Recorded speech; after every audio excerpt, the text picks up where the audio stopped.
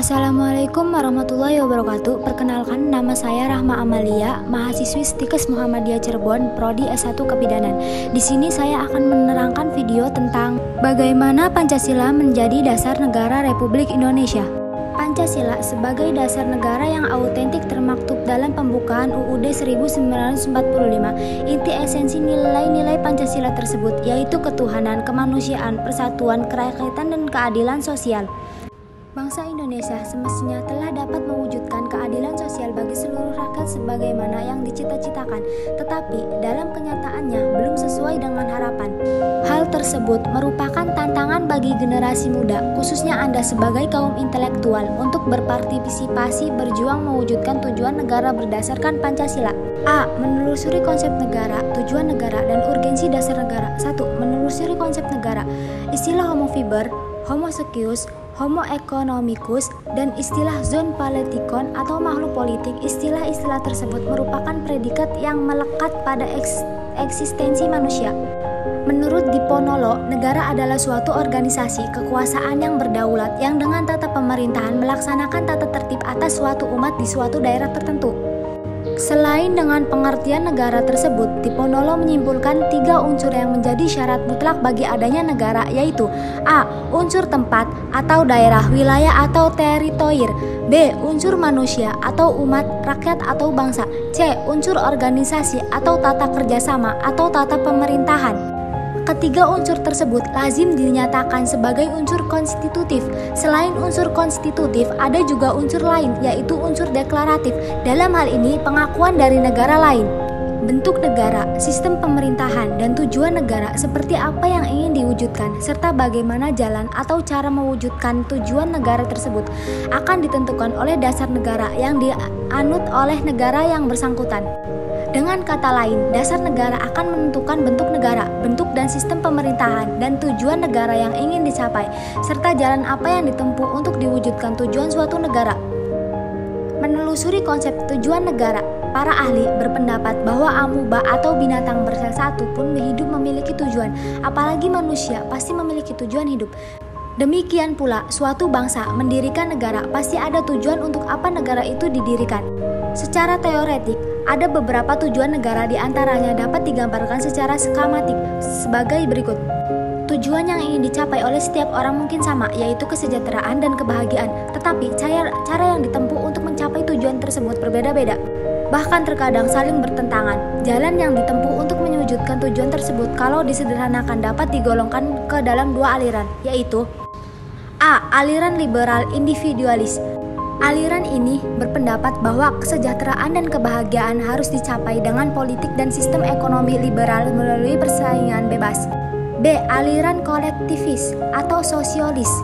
Aliran ini berpandangan bahwa kesejahteraan dan kebahagiaan manusia hanya dapat diwujudkan melalui politik dan sistem ekonomi terpimpin atau totaliter. 3. Menurut konsep dan urgensi dasar negara. Secara terminologis atau secara istilah, dasar negara dapat diartikan sebagai landasan dan sumber dalam pembentuk dan menyelenggarakan negara. Dasar negara juga dapat diartikan sebagai sumber dari segala sumber hukum negara. Secara teoretik, seistilah dasar negara mengacu kepada pendapat Hans Kelsen disebut a basic norm atau Grundnorm. Norma dasar ini merupakan norma tertinggi yang mendasari kesatuan-kesatuan sistem norma dalam masyarakat yang teratur, termasuk di dalamnya negara yang sifatnya tidak berubah. Dengan demikian, kedudukan dasar negara berbeda dengan kedudukan peraturan perundang-undangan karena dasar negara merupakan sumber dari peraturan perundang-undangan. Prinsip bahwa norma hukum itu bertingkat dan berjenjang termanifestasikan dalam Undang-Undang Nomor 12 Tahun 2019 tentang pembentukan peraturan perundang-undangan yang tercermin pada pasal 7 yang menyebutkan jenis dan perhierarki peraturan perundang-undangan, yaitu sebagai berikut. A. Undang-Undang Dasar Negara Republik Indonesia tahun 1945. B. Ketetapan Majelis Permusyawaratan Rakyat. C. Undang-undang atau peraturan pemerintahan pengganti undang-undang. D. Peraturan pemerintah. E. Peraturan presiden. F. Peraturan daerah provinsi, dan G. Peraturan daerah kabupaten atau kota. B. Menanya alasan di diperlukan kajian Pancasila sebagai dasar negara setiap orang. Pancasila merupakan pandangan hidup dan kepribadian bangsa yang nilai-nilainya bersifat nasional yang mendasari kebudayaan bangsa, maka nilai-nilai tersebut merupakan perwujudan dari aspirasi. Dengan Pancasila, perpecahan bangsa Indonesia akan mudah dihindari karena pandangan Pancasila bertumpu pada pola hidup yang berdasarkan keseimbangan, keselarasan, dan keserasian sehingga perbedaan apapun yang ada dapat dibina menjadi suatu pola kehidupan yang dinamis, penuh dengan keanekaragaman yang berada dalam suatu keseragaman yang kokoh. Dengan peraturan yang berlandasan nilai-nilai Pancasila, maka perasaan adil dan tidak adil dapat diminimalkan. Hal tersebut dikarenakan Pancasila sebagai dasar negara menaungi dan memberikan gambaran yang jelas tentang peraturan tersebut, berlaku untuk semua tanpa ada perlakuan diskriminatif bagi siapapun. Oleh karena itulah, Pancasila memberikan arah tentang hukum harus menciptakan keadaan negara yang lebih baik dengan berlandasan pada nilai-nilai ketuhanan, kemanusiaan, persatuan, kerakyatan, dan keadilan.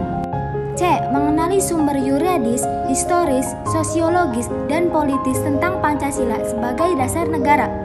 1. Sumber yuridis Pancasila sebagai dasar negara.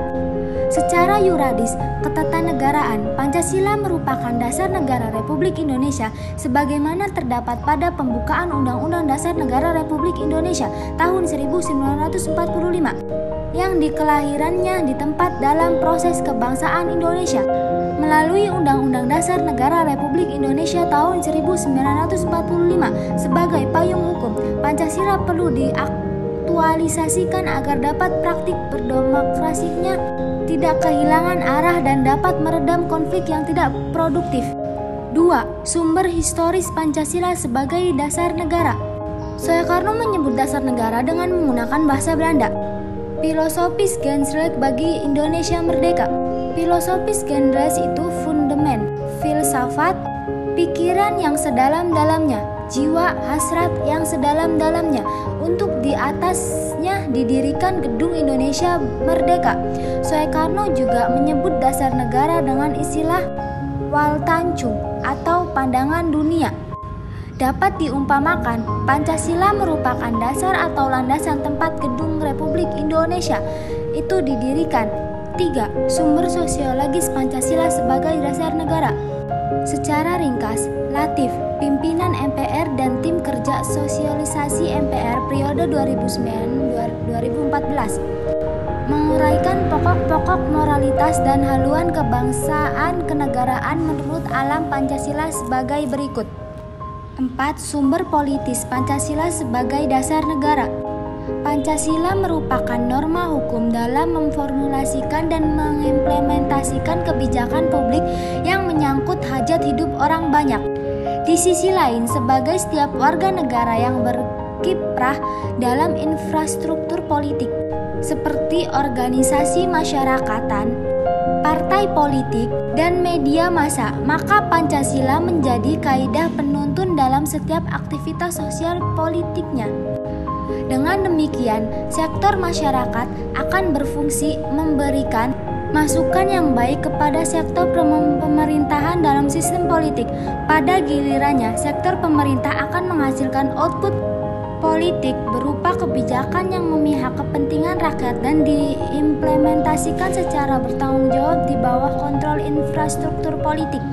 D. Membangun argumen tentang dinamika dan tentang Pancasila sebagai dasar negara.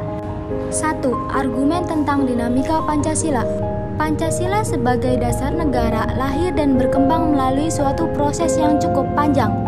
Pancasila sebagai dasar negara lahir dan berkembang melalui suatu proses yang cukup panjang.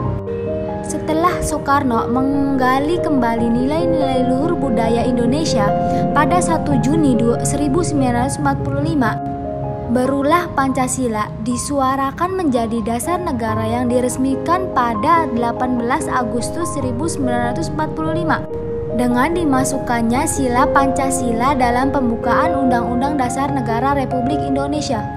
2. Argumen tentang terhadap Pancasila. Pada era globalisasi dewasa ini, banyak hal yang akan merusak mental dan nilai moral Pancasila yang menjadi kebanggaan bangsa dan negara Indonesia.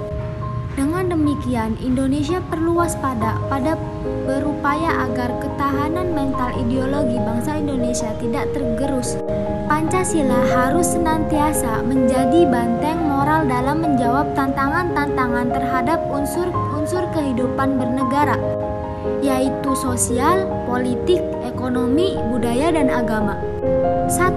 Pancasila merupakan asas kerohanian dari pembukaan Undang-Undang Dasar 1945 sebagai Staat Fundamentalum. 2.